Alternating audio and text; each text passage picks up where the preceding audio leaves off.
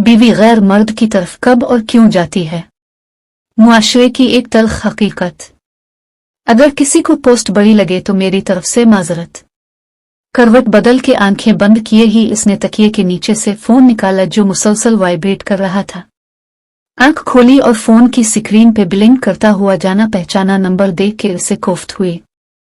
इस वक्त इसे क्या मुसीबत पड़ी है? कुछ बुड़बुड़ाते उसने कॉल काट दी और मैसेज टाइप किया, इस वक्त बात नहीं कर सकता, वो साथ सो रही है। मैसेज सेंड करके कि वो जवाब का इंतजार करने लगा।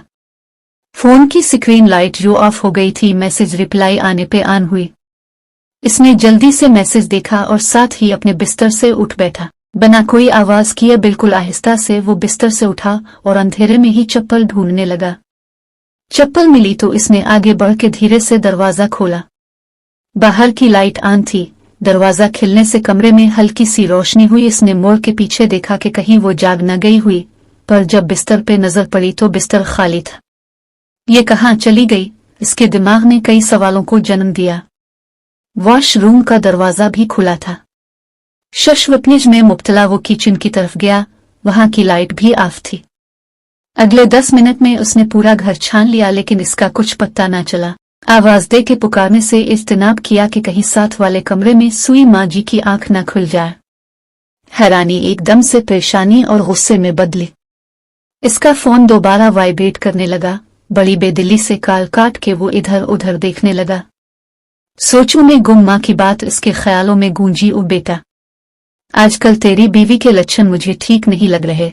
घंटों कमरे का दरवाजा बंद करके पता नहीं किससे फोन पे लगी रहती है। अभी कुछ दिन पहले ही माँ जी ने अपने शक का इजहार किया था, लेकिन इसने इस बात पे ध्यान ना दिया। कहीं छत पे ना हो। दिमाग में सवालों का अंबार लिए वो सीढ़ियां चढ़ने लगा। अभी इसका पांव आखिरी सीढ़ी पे नहीं पड़ा था। एक सरगोशी सुन के वो वहीं रुक गया। मैं इसकी बीवी तो बन गई, लेकिन इसे मुझ में दिलचस्पी नाम की नहीं है। हमारे बीच जोर जबरदस्ती का रिश्ता चल रहा है। जब पहली बार मैंने इनके फोन में किसी लड़की के गैर इखलाकी मैसेज पढ़े तो बहुत रोई।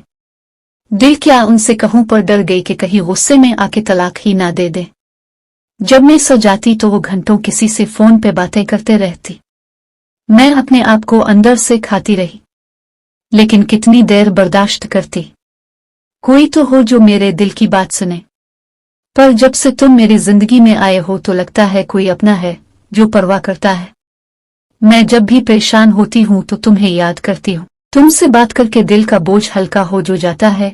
वो अगर अपने दिल की बातें किसी और से करते हैं तो मेरे दिल की बातें सुनने के लिए मेरे पास तुम हो। सरगोशियां अभी जारी थीं, लेकिन इसकी बर्दाश्त कम पड़ गई। गैरत के समंदर में तूफान उठा और उसने कदम आगे बढ़ाया कि आज तो उसे इस धोखे की सजा मिलके रहेगी। इतने में इसके फोन ने फिर से वाइब्रेट करना शुरू किया। सारे जज्बात एकदम बेनदी पड़ गए।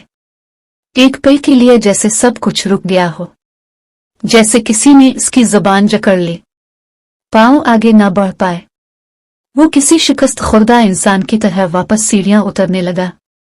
सरगोशियां अब भी कानों में पड़ती रहीं, जो कलेजा छलनी कर रही थी। अपना फोन पावर ऑफ करके वो बिस्तर पे लेट गया। आज तो आरामदेह बिस्तर पे भी कांटे चुभ रहे थे।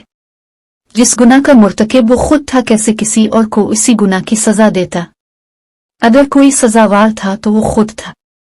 कभी कभी हम इस बात से अनजान होते हैं कि हमारी की हुई छोटी सी एक गलती कैसे भयानक तूफान का पेश खेमा बनती है।